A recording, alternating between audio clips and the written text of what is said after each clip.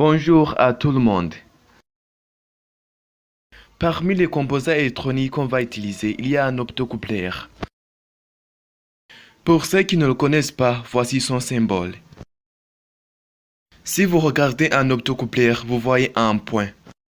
Ce point va nous servir à savoir la borne 1, 2, 3, 4 en comptant dans le sens inverse des aiguilles d'une montre.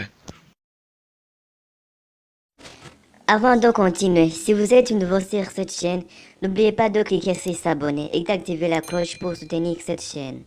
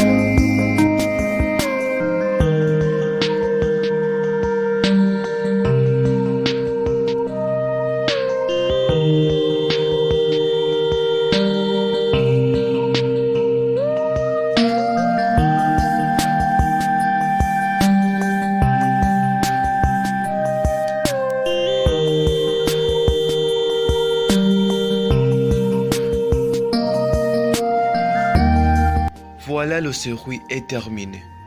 Vous remarquez que la LED clignote plus vite, mais on peut diminuer la vitesse de clignotement en augmentant la capacité du condensateur. Pour ce faire, il suffit tout simplement de mettre en parallèle les condensateurs et additionner les capacités.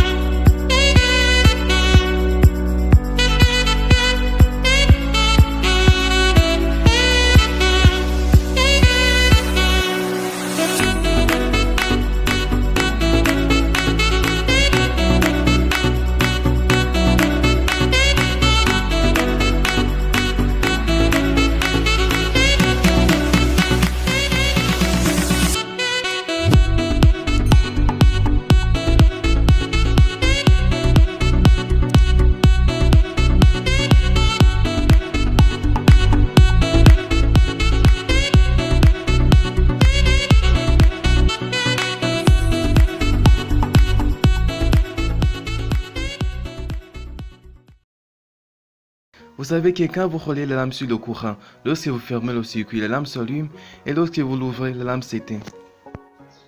Voilà cet interrupteur qu'on aime voir partout. Mais est-ce que tout le monde sait l'utiliser?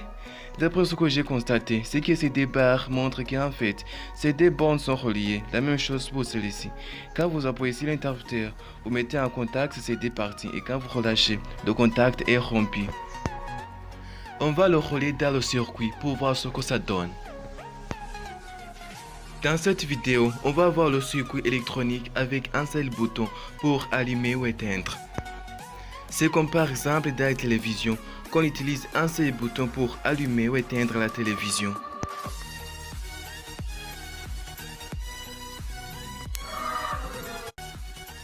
La voici, je l'ai réalisée sur la plaque PCB et au lieu d'utiliser un interrupteur, j'ai préféré d'utiliser des fils pour que les choses soient visibles. Vous constatez que quand vous reliez ces deux fils, la lampe s'allume et quand vous relâchez, la lampe reste allumée. Quand vous reliez les deux fils à nouveau, la lampe s'éteint et quand vous relâchez, la lampe reste éteinte. Voici le schéma avec des transistors NPN et un transistor PNP avec un seul bouton pour allumer ou éteindre.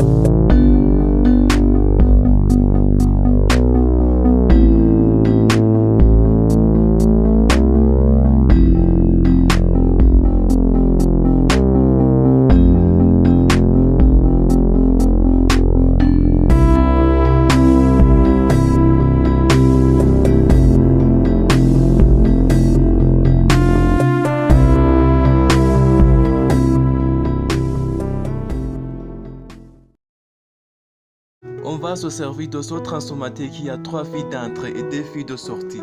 Voilà le schéma d'un transformateur. Notons que le transformateur ne fonctionne pas avec des courants continus. Pour qu'il fonctionne, il faut un courant sinusoïdal. Pour ce faire, on va se servir d'un voleur de Joule. Si vous ne savez pas ce que c'est un voleur de Joule, je vous ai mis le lien de la vidéo à la fin de la vidéo. Voilà le schéma d'un voleur de Joule et voilà le schéma de notre transformateur. Sur notre transformateur, on va remplacer la LED avec une résistance de 300 kΩ. À la sortie, sur ces 2 fils rouges, c'est là où on va obtenir notre courant alternatif.